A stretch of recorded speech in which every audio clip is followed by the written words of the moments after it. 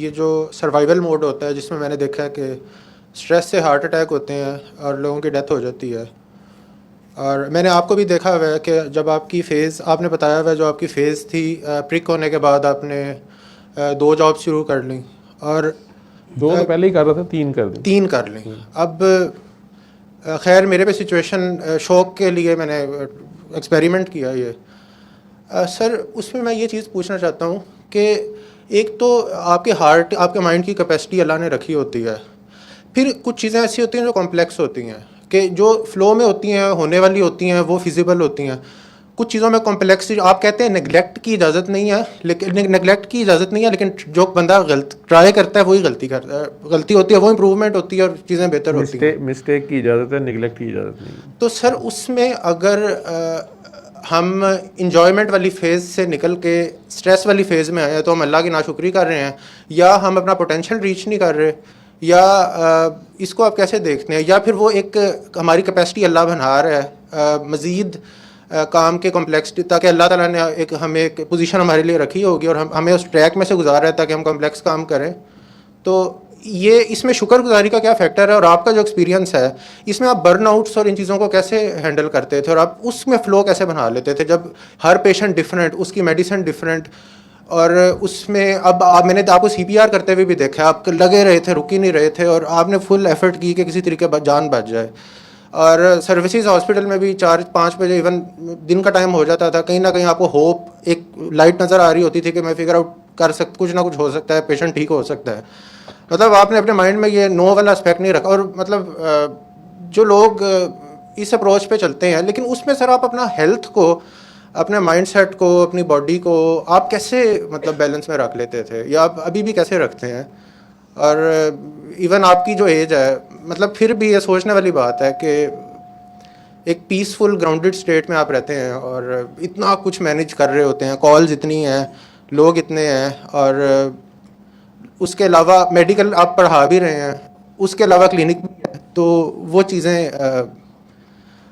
कोई अल्लाह ने फिर पॉइंट रखा हुआ ऐसा जिसमें एक जिसमें हमारा एक बैलेंस है, जिसमें मतलब अल्लाह ताला आपको एक फ़्लो स्टेट आपकी बना लेता है, या मतलब कैसे ये होता है? पता नहीं, तो कितने ही सवाल इकट्ठे ही पूछ लिए। लेकिन कोई मेन इसमें से बता दें कि इस चीज़ को अगर फिगर आउट करना है, या फिर हम अपनी जान पे जुल्म कर रहे हैं, या फिर अल्लाह हमें आगे लेकर हमारा लिमिट बढ़ा रहा है, आप कैसे इसको देखते हैं? मुझे अपनी जान पे जुल्म का तो नहीं पता, लेकिन जो आपने मेरे मेडिकल की ड्यूटीज़ भी और ये दुआ की ड्यूटीज़ या लाइफ ये सारी मिक्स करके आपने जितनी मेरी देखी है, उस हिसाब से अगर आपका सवाल ये है कि मैं, जैसे आप कह रहे हो कि वो डिप्रेशन के फेज़ में या उस दौर में मैं कैसे कोप कर रहा था या अब कैसे करता हूँ, मुझे ये नज़र आता है कि डिप्रेशन के दौर में तो मेरी ये कोशिश थी, मेरी प्राइम इम्पोर्टेंस जो थी वो मेरी फैमिली थी। मेरा ये कंसर्न ही नहीं था कि मैं मर जाऊंगा तो क्या होगा, या मुझे कहीं से इलाज मिल जाएगा, मिले और ये हो जाए वो हो जाए। एज ए डॉक्टर मुझे समहाउ ये पता था कि इसका इलाज फ़िलहाल है ही नहीं है, तो मैं कुछ नहीं कर सकता। ठीक है, ये सूरह रहमान का इलाज भी हम जो सब आप लोगों को बताते हैं, कोई भी ये कसीदा बुर्दा शरीफ का इलाज या मौसीकी का इलाज, एक चीज़ मैं वाज़े कर दूं कि सूरह रहमान से मेन तारुफ तो ये सूरह रहमान है। तो ये सूरह रहमान का इलाज, ये सूरह रहमान सुनना 7 दिन, ये नहीं मैसेज है कि आप अपनी एफ़र्ट, अपनी दुनियावी सारे काम छोड़ दें। बस ये एक आपको फार्मूला बता दिया है और आप जनाब सारे काम इसके ज़रिए करते जाएँ, जो काम फंसे 7 दिन सूरह रहमान सुने और बस कमरे में बैठे रहें। ये मैसेज बेसिकली ये है कि हर वो सिचुएशन जिसमें आपने अपनी पूरी कोशिश कर ली है या आपके अपने वसाइल कम पड़ रहे हैं, आप उसे कोप अप नहीं कर पा रहे, वो आपकी कैपेसिटी से बड़ी हो गई है किसी भी सूरत हाल में, आपकी अपनी एफ़र्ट पूरी के बावजूद, तो आपकी पहले एफ़र्ट पूरी होनी चाहिए। तो उसमें उस बंद गली में मायूस होने से पहले या मायूस होने की बजाय आप ये सूरह रहमान सुबह दोपहर शाम उस रहमान के आगे पेश होकर सुन लें, क्योंकि ये आपकी एफ़र्ट्स अपनी जगह और उस रब की ज़ात की हिकमत अपनी जगह है। तो जहाँ पे आपको डेड एंड लग रहा है वो वहाँ से रास्ता बना देगा। तो ये अपने हिस्से की ड्यूटी करने के बाद है ये साथ, ठीक है। मैं एज ए डॉक्टर जानता था कि अब मेरे पास इसका इलाज नहीं है, ठीक है। तो इलाज तो मेरे जहन में था कि है ही नहीं, किसी कुछ भी नहीं हो सकता। दूसरी चीज़ जो थी वो मेन जो मेरा कंसर्न था वो ये था कि मेरी फैमिली को इसका ना पता चले और मेरी वजह से मेरी फैमिली को ट्रांसफ़र ना हो जाए, ट्रांसमिट ना हो, ठीक है। ये दो मेरी मेन चीज़ें थी। वो उसमें डेफिनेटली बच्चे, ये नू तो बहुत ही छोटा था, बल्कि पैदा बाद में हुआ है, और फिर उसके बाद इसको हादी 2 साल का था, मनाइल 3 साल की थी आई थिंक, तो बेगम 4 साल की थी। हुई शादी को इतनी देर ही हुई थी ना, तो अब वो कहते हैं ना उड़ने भी ना पाए थे, गिरफ्तार हो गए हम। तो वो सारी चीज़ें अपनी जगह थी, और ऊपर से पोस्ट ग्रेजुएशन की इतनी टफ ट्रेनिंग, और वो अब एंड में पहुँचे हुए और ये खबरें आ गई, ठीक है। तो वो सारी चीज़ें मिल मिला के अपने मेनली अपने इल्म की वजह से वो वैसे ही अंदाज़ा था कि ये तो मरना ही है, कुछ नहीं हो सकता। तो चलो अम्मी को ना पता चले, घर वालों को ना पता चले, और मेरी वजह से इन्हें लग ना जाए, बस ये मेरा कंसर्न था। इसीलिए जब मुझे वो डॉक्टर साहब ने मेरे सामने उस पेशेंट को सुनवाई, दुआ कराई 3 बार अल्लाह पानी वाली, मैंने खुद बतानी शुरू कर दी, लोगों को सूरह रहमान सुनवानी शुरू कर दी, मैंने खुद नहीं की थी ना, मुझे ख्याल ही आया कि ये मैं सुनूं, मैं करूं। और मैं भी, और चूँकि हॉस्पिटल में किसी को पता नहीं था कि ये इसको है, जो मेरे साथ बैठते थे, वो किसी ने कहा भी नहीं। तो तकरीबन उस इंसिडेंस के कुछ 6 माह बाद मैं बाबा जी से, 7 माह बाद मैं बाबा जी से मिला हूँ, और उन्होंने इस टॉपिक पर कोई बात नहीं की मेरे से कभी भी। हाँ, मेरे सामने लोगों कह रहे होते थे कि इससे काला पीला यरकान भी ठीक हो जाएगा, ये हो जाएगा, वो हो जाएगा, मैं खुद लोगों को बताता हूँ। हाँ, फिर एक दिन पता नहीं क्यों मैंने सोचा कि यार कोई पूछ लेगा कि तुमने सुनी है, तुम्हें क्या फ़ायदा हुआ है, तो चलो मैं 7 दिन सुन लेता हूँ। तो मैं ये तो जो कह रहा हूँ सच तो हो कि मैंने सुनी है, ठीक। और मैंने वो 7 दिन मुझे पता किस तरह सुनी थी। मैं सो जाता था, पूरी सुनी नहीं जाती थी, बार बार कैसेट बंद हो जाती थी, या लाइट चले जाती थी, या कैसेट प्लेयर ही ख़राब हो गया, ठीक है। तो बड़ी मुश्किल से मैंने 7 डेज़ पूरे किए, और बाबा जी को नहीं पता था, उन्हें मिले भी शायद 6 माह हो चुके थे।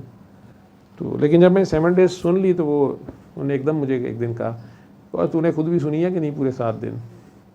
तो मैं उन्हें बताना शुरू हो गया, बाबा जी लोग कहते थे, तो मैं कहता पता नहीं क्या बातें करते हैं, बाबा जी मैं तो सो जाता हूँ, मेरा तो ये हो जाता है, वो हो जाता है, हंसी जगह तूने एक बार ही सुन लेनी थी। तो मैंने फिर उन्हें डरते डरते कहा, मैंने कहा वो वैसे एक बार ही मेरे से सुनी गई है, और मैं अभी भी उसमें सो जाता हूँ। हाँ बस ठीक है, ठीक है। तो बुक्स पढ़ने का मुझे शौक़ था, और वो तलाश ही उन्होंने मेरे पास देखी, इकबाल साहब ने मुझे दी थी, ये कौन ले आया, तो मैं इकबाल लाया, और उसने मुझे दे दी है। वैसे मैं तो बाबा जी पढ़ा नहीं जाता, कहते हैं हाँ किताबों में कुछ नहीं रखा हुआ, अब वो खुद पढ़ाएगा। तो इस तरह करके उसे ऐसे कहते थे कि है किताब बहुत अच्छी, इसकी खुशबू है, इसमें खुशबू है।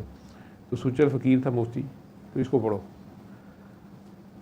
और इसके साथ एक किताब है अनोखे सच, वो ले लो। तो वो मिल भी गई, वो पढ़ी। फिर साथ से उन्होंने तज़किरा गौसिया का कहा, और ये शरा का, और मेरा ख्याल ये तीनों चारों किताबें मैं पढ़ चुका था। उसके बाद एक दिन उनके पास बैठा हुआ था, तो उन्होंने ये बुक दुर्यानी मुझे पकड़ाई, ये देखो क्या, इसको पढ़ो किताब को, मुझे तुम्हारा रिव्यू चाहिए।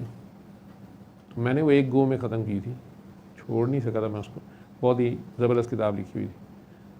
तो फिर बाबा जी ने पूछा, मेरे अलावा और भी कई लोगों को उन्होंने कहा था पढ़ें, तो बाबा ने पूछा, हाँ भी हर एक से पूछा, हाँ भी क्या मिला, क्या सब सीखा इस किताब से, या क्या मिला, या क्या मैसेज है, या जो। तो उसमें उन्होंने उस वक्त, मैं बड़ा ओवरवेलमिंग सा मेरा स्टाइल था कि जी बाबा उबैद दुरानी तो जो भी अल्लाह के बंदे तो हैं ही हैं। तो बाबा जी ने मेरे 7 लफ्ज़, यानी वो उनके मुंह से भी वो इकट्ठा निकला, मुझे समझ आ गई मैं क्या कहने लगा। तो मैंने कहा जो लिखने वाले ने भी जो कमाल कर छोड़ा ना, तो वो भी कि हाँ वो काके ने बड़ा खूबसूरत लिखा है, और वो उनका ख़ास बंदा है। वो बुक बस आखिरी बुक थी। ये कशफुल माजूब भी सिर्फ तौहीद के 8-10 चैप्टर शायद थे, वो मैंने पढ़ी हुई थी, फिर वो भी उसके बाद से पढ़ी है, वो पढ़ी नहीं जाती। लेकिन जहाँ तक डॉक्टरी की बात थी, डॉक्टरी मेरी काफ़ी हद तक चेंज हो गई। आहिस्ता आहिस्ता आहिस्ता आहिस्ता मैं बस ज़रूरी डॉक्टरी कर देता हूँ, ठीक है, और क्लिनिक पर भी यही बताता हूँ। कोप शोप मैं कैसे कर लेता हूँ या कैसे होता है, मेरा ज़ाती ख्याल है कि ये मेरी कैपेसिटी नहीं है, ये मैं नहीं करता। ये जिससे मैं जुड़ के काम कर रहा होता हूँ, जिसका काम कर रहा होता हूँ, जिसके लिए कर रहा होता हूँ, वो खुद मुझे चला रहा होता है। ये तो मैंने कई बार देखा है कि जब मुश्किल टास्क भी हो, मैं सारे दिन का थका हुआ हूँ, लेकिन कोई दुआ मुश्किल आ गई, कोई बंदा उस तरह का आ गया, तो ये अभी परसों फ्राइडे को, कल लास्ट पेशेंट जो था, सेकंड लास्ट पेशेंट, ये राहत जी चले गई इनसे पहला, वो रात के मेरा ख्याल 2 बजे बारी आई, तो वो खातून की आंखें यूँ थी, 30-35 साल की खातून थी, उसका भाई और बहन साथ, उन्होंने अंदर आके बोलना शुरू कर दिया पेशेंट ने। ये तो पता चल गया कि साइकी की पेशेंट है, तो साइकी की दवाइयों पे है, लेकिन उसकी आइज़ देखने में जो अंदाज़ा हो रहा था कि वो स्पिरिचुअली बड़ी स्ट्रांग थी। अब मेरी बस हुई थी रात 2 बजे, तो उसके भाई ने, मैं उससे बात कर रहा था, हिस्ट्री लिख रहा था, तो उसके भाई ने कुछ कहने की कोशिश की, तो मैं कहा यार नहीं बोलने दो, तो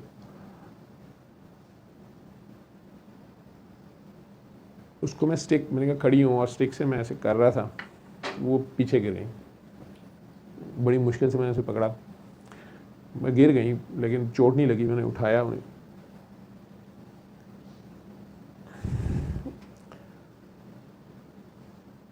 डेढ़ घंटा मुझे लगा, मैं ठीक ठाक थका हुआ था, और आजकल मेरी मिसेज़ काफ़ी बीमार थी, तो मैं उनके साथ भी, घर भी मेरी कमिटमेंट थी, मैं जल्दी जाना था, लेकिन मैंने उधर लगा हुआ था, तो मैं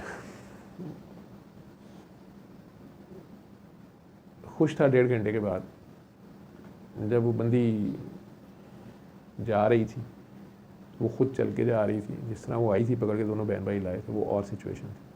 फिर वो बेचारे बड़े घबराए हुए थे कि ये किसी वक्त भी इसको दौरा पड़ जाता है, ये कपड़े फाड़ लेती है या कुछ भी कर लेती है। वो माशाल्लाह उसने सारा कुछ कंट्रोल किया था। उसने बताया कि बेटा इसको बढ़ाओगी तो जितना मर्ज़ी बढ़ा लो, इसको जितना कंट्रोल कर सकती हो करो। अब ये सारा करने के बाद वो खुरम अंदर आया कि सर लास्ट पेशेंट तो भी रहता है, तो साथ मुझे कहता है कि सर आप ठीक ठाक स्पीड पे जाती है, आपने आखिरी पेशेंट पे इतना टाइम लगा दिया है, तो आप तो थके हुए थे। तो ज़ाहिर बात है वो लोग बेचारे पता नहीं कहाँ से घूम फिर के आए हुए थे पहले। तो उसने कहा सर अभी बाहर तो इतने नखरे दिखा रहे थे वो कि इतनी देर वेट हमसे नहीं बैठा जाता, अब वो उठ नहीं रहे थे। मैं कहा यार जो गर्जमंद होता है दीवाना होता है, वो मजबूर थे जो भी था। कह रहे सर मुझे आप पे तरस आ रहा है, आपकी हालत ऐसी। मैं कि नहीं, मैं ड्यूटी जब कर रहा होता हूँ तो कर रहा होता हूँ। तो मेरा ज़ाती ख्याल है कि वो अल्लाह की तरफ से होती है, वो एनर्जी या वो एक्स्ट्रा माइलेज।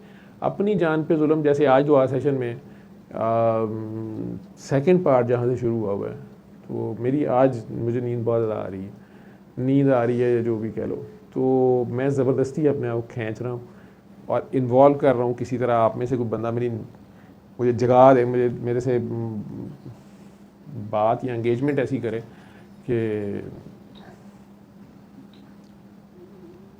मैं फ्रेश हो जाऊँ।